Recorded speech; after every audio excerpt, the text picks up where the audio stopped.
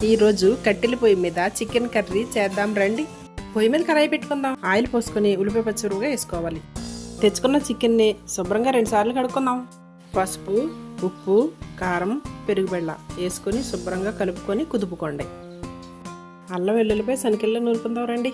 ఎంతైనా పాతకాలంలో శనగల్లో నూరుకొని వేసుకునేవారు మసాలా. ఆ టేస్టే వేరే లెవెల్. ఉల్లిపాయలు అయితే వేగిపోయినాయి. ఇప్పుడు కలుపుకొని చికెన్ వేసుకుందాం. నూరుకున్న మసాలా వేసుకొని ముక్కలకు పట్టేటట్టు బాగా కలుపుకోవాలి. మూత పెట్టుకొని బాగా మగ్గనివ్వాలి. ఇప్పుడైతే మూత తీసుకుందాం. కూర బాగా కలిసేటట్టు కలుపుకోవాలి. ఎంతైనా కట్టెల పొయ్యి మీద వండిన కూర రుచే వేరండి. కావాలంటే మీరు ఒకసారి ట్రై చేసి చూడండి.